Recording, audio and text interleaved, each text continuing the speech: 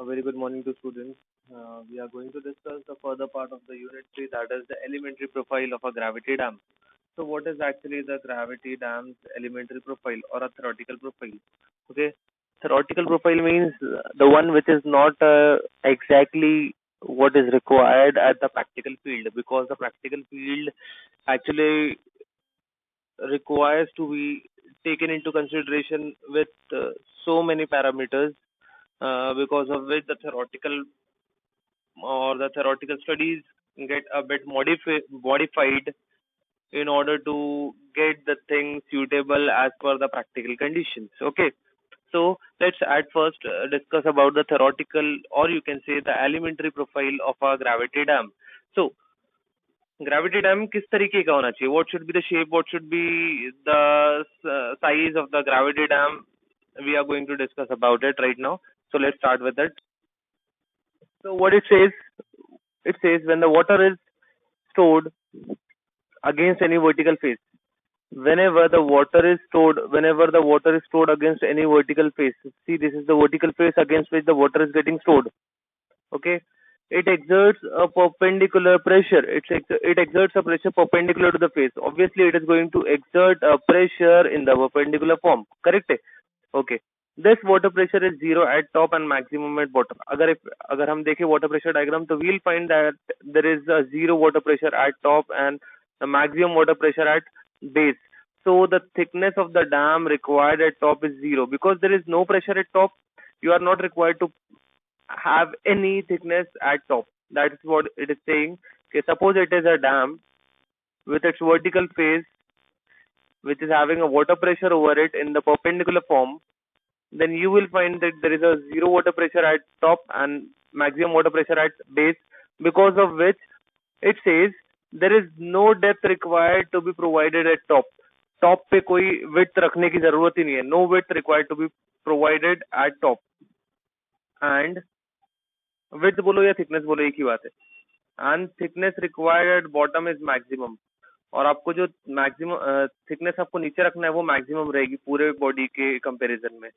Okay, तो इस हिसाब से एक राइट एंगल ट्रायंगल फॉर्म होगा जिसमें एपेक्स दिखेगा टॉप पर, एक वर्टिकल फेस दिखेगा और एक बेस विड्थ दिखेगी. ये देखो, इस उस हिसाब से वाटर प्रेशर के हिसाब से आपको थिकनेस तो टॉप पे चाहिए ही नहीं, तो डैम का प्रोफाइल कैसा बनेगा? You will find that there is an apex at top and a vertical face and some base width, right? So this is the full reservoir level. यहाँ तक पानी भरा है तो पानी की हाइट होगी h. उसके हिसाब से ऊपर की थिकनेस जीरो, नीचे की थिकनेस मैक्सिमम. ये बन गया आपका एलिमेंट्री प्रोफाइल, जिसमें बोल रहा है let h be the height of the water, b with the base width, h be the height of the water. So right angle triangle with height h and base width is formed. इस तरीके से gravity dam बन जाएगा जिसका height h रहेगा और base width b रहेंगी.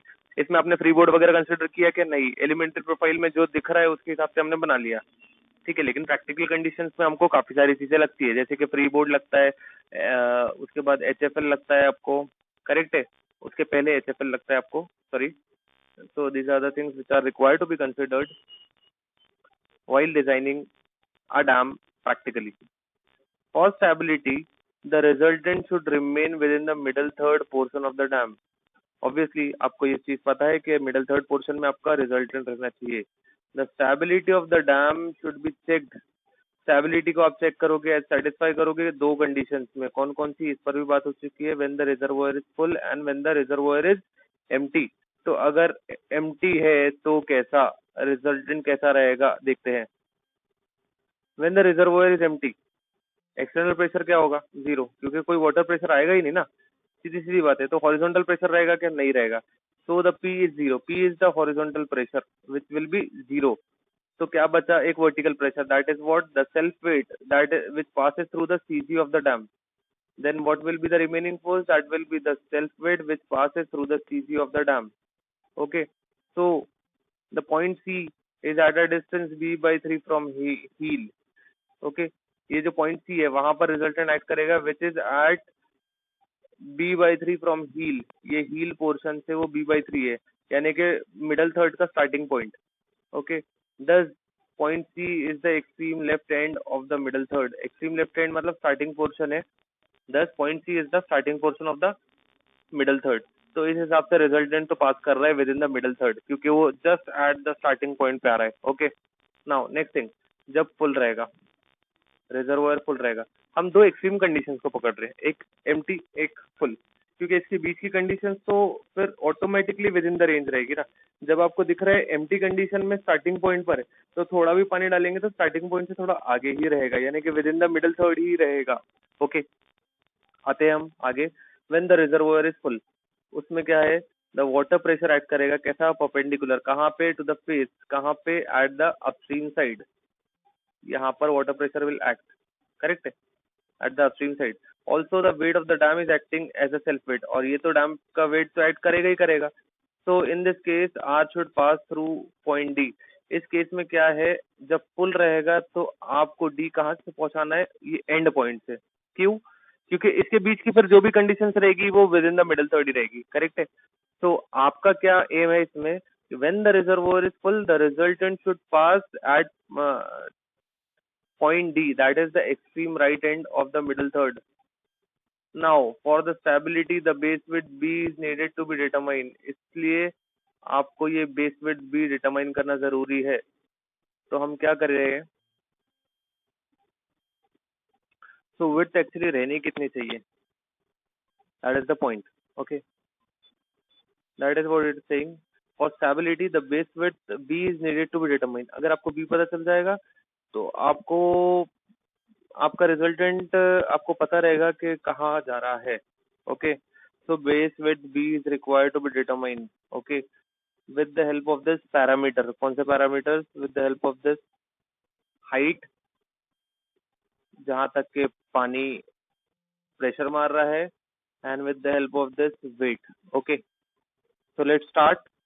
सो for keeping the body in equilibrium, आपको स्टेबिलिटी में रखना मतलब इक्विलिब्रियम में रखना है, करेक्ट है। इक्विलिब्रियम मीन स्टेबिलिटी ना, तो इक्विलिब्रियम में रखना है, तो you will have to apply what, equations of equilibrium. तो इक्वेशन ऑफ इक्विलिब्रियम में आप मोमेंट वाली इक्वेशन लगाओगे। तो मोमेंट वाली इक्वेशन क्या कहती है, मोमेंट वाली इक्वेशन, क्योंकि आपके पास all the forces in X direction तो एक ही है, second all the forces in Y direction भी एक ही है, बात खत्म हो गई, आपको फर्स्ट और सेकंड इक्वेशन लगाने की जरूरत है नहीं। Third equation is moment of all the forces, moment of all the forces at any point equals to 0. So let's take the moment of all the forces at point D. Because आप reservoir at full condition में deal कर रहे हो, तो आप point D से deal कर रहे हो, तो you are taking the moment at D. Okay, taking moment at D for achieving the stability, sum of all the moments must be zero in order to maintain equilibrium. ये तो हमने बात कर ली कि स्टेबिलिटी रखना है तो इक्विलिब्रियम कंडीशन आनी चाहिए। इक्विलिब्रियम कंडीशन के लिए फर्स्ट सेकंड कंडीशन लगाने की जरूरत नहीं है, सेकंड थर्ड कंडीशन हम लगा रहे हैं, that is moment at point D, because हम फुल कंडीशन में डील कर रहे हैं। तो हम वही करेंगे, डी पर मोमेंट लेके ये दोनों फोर्सेस का। पी का moment at point D is P into H by three. कैसा घूम रहा है, क्लॉकवाइज, तो ये लिख दिए P into H by three. Next thing is W, W into B by three, कैसा घूम रहा है, anti clockwise, minus W into B by three equals to zero. तो ठीक है, मैं एक ये माइनस साइन हटाने के लिए क्या करूंगा, एक कोई टर्म को इक्वल टू के अदर साइड लेके चले जाऊंगा। तो मैं क्या करता हूँ, W W B by three को इधर कर देता हूँ। तो बस यही बन गया, पी एच बाई थ्री एक तरफ, डब्ल्यू बी बाई थ्री एक तरफ, क्या कैंसिल हो रहा है, common term that is three. तो क्या बच जाता है, W upon P means forces को एक तरफ कर दिया मैंने, वर्टिकल एंड हॉरिजॉन्टल फोर्सेस एक तरफ, W upon P equals to dimension that is H upon B. Okay, इसको हमने फर्स्ट इक्वेशन दे दिया। इसके बाद ऑल्सो वी नो दैट हम प्रेशर के फॉर्मूले को यूज कर रहे हैं। ओके, प्रेशर का formula, pressure means this, water pressure P, जो कि यहाँ से दिखा रहा है कि ये पास हो रहा है, करेक्ट है। ऑब्वियसली वो कहाँ से पास होगा, वो यहाँ से आएगा, the water pressure will be P, जिसका हम लाइन ऑफ एक्शन आगे भी शो कर सकते हैं। और प्रिंसिपल ऑफ ट्रांसमिसिबिलिटी सेज कि अगर लाइन ऑफ एक्शन सेम है, इफेक्ट सेम रहेगा। तो बस वही कर रहे हैं हम, प्रेशर को हम सीजी से दिखा रहे हैं, वो एच बाई थ्री से पास कर रहा था तो वही रखा है, लाइन ऑफ एक्शन वही है, ठीक है। बस यहाँ से सरका के थोड़ा आगे से दिखा दिया, सीजी से दिखा दिया, ठीक है। प्रेशर, क्योंकि वो वाटर प्रेशर है, करेक्ट है. This pressure is a water pressure, correct है. द वाटर प्रेशर P की वैल्यू कितनी रहती है? That is formula of area of figure, that is area of triangle, that is half into base into height. तो base पे pressure कितना रहता है?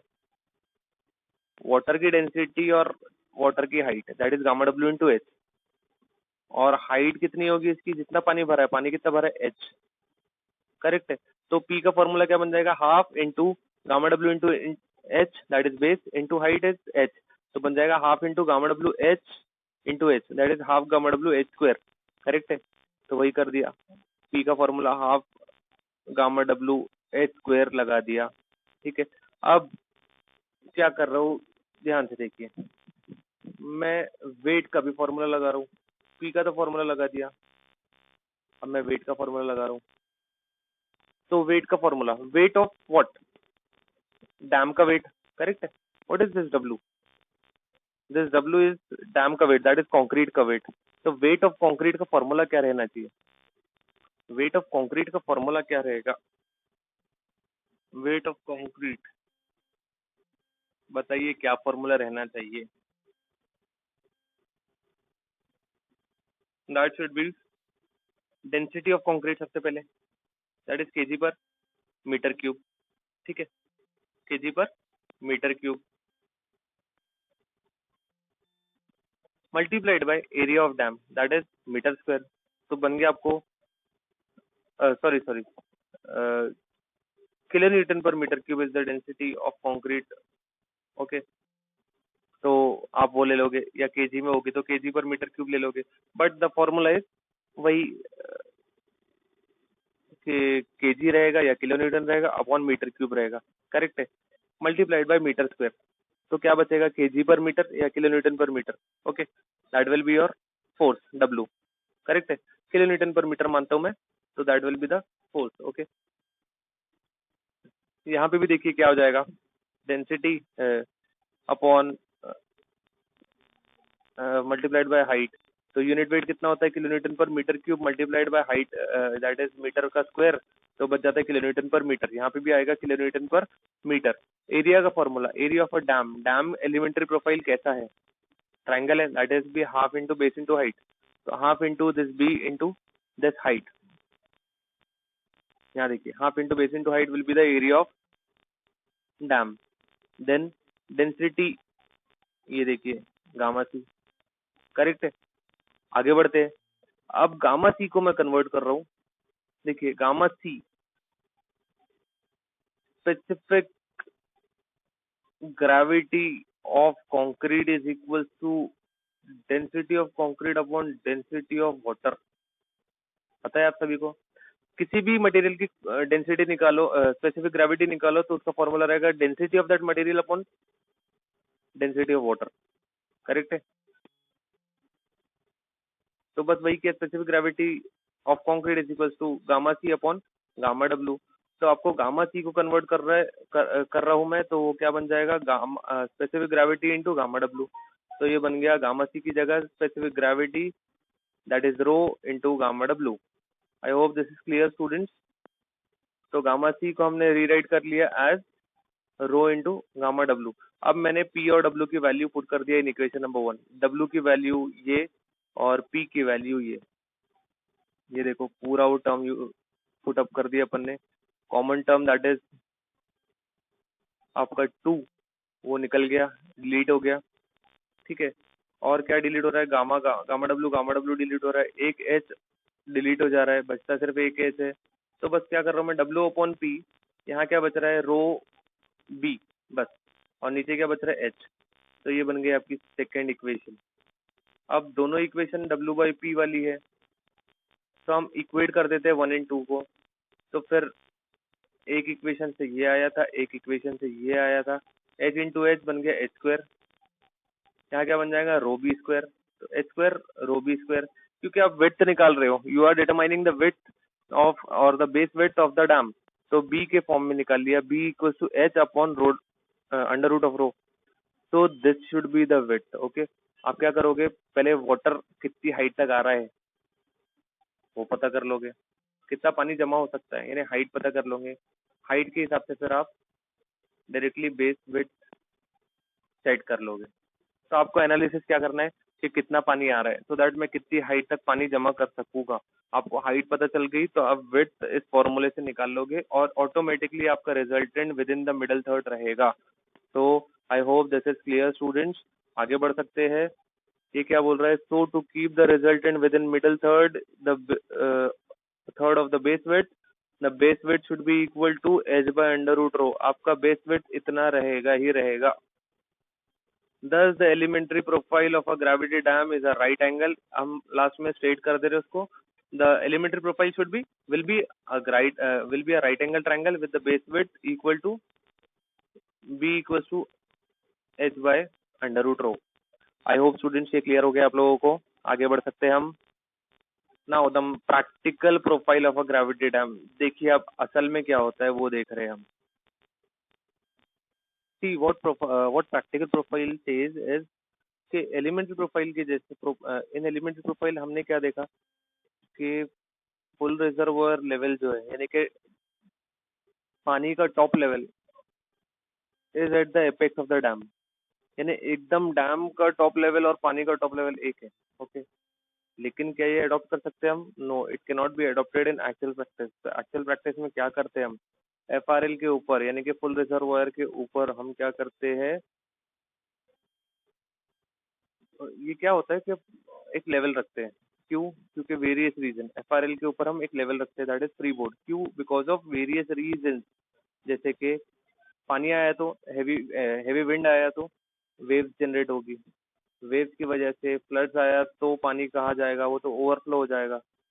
So safe margin is provided at the top so that water may not spill over the top of the dam। इस margin को हम बोलते हैं फ्री बोर्ड। और इसके अलावा हम टॉप विड्थ कितनी रखे थे, 0 रखे थे। लेकिन क्या प्रैक्टिकल में रख सकते हैं? प्रैक्टिकल प्रोफाइल में नहीं। Again some top width is also necessary for stability. Top width जरूरी है कुछ स्टेबिलिटी के लिए और रोडवे प्रोवाइड करने के लिए डैम के ऊपर। ठीक है, डैम के ऊपर रोडवे प्रोवाइड करने के लिए कुछ नेसेसरी टॉप विड्थ प्रोवाइड करना जरूरी है। तो दिस टॉप विड्थ ब्लिक्स एम्पेरिकल फॉर्मूले ने डायरेक्टली बता दिया है कि टॉप विड्थ कितनी रखना है, that is 0.552 under root H. यानी आप जितनी हाइट रखोगे यानी पानी जितना भरेगा, ओके, अप टू एफआरएल जितना पानी भरेगा उसके हिसाब से एक फॉर्मूला बना के दिया है उसके रिलेशन में, that is 0.552 under root H. तो आपको वैल्यू मिल जाएगी ए की। ओके, तो फिर क्या हुआ, आपकी एलिमेंट्री प्रोफाइल मॉडिफाई हो गई, किस वजह से? By providing free board and top width A. This modified profile is known as a practical profile. I hope students ये समझ गए आपको कि प्रैक्टिकल प्रोफाइल और एलिमेंट्री प्रोफाइल में क्या अंतर है। एलिमेंट्री प्रोफाइल प्रैक्टिकली अडॉप्ट नहीं कर सकते हैं, उसमें कुछ मॉडिफिकेशंस करने पड़ते हैं, जैसे कि आपको फ्री बोर्ड डालना पड़ता है और टॉप विड्थ डालनी पड़ती है।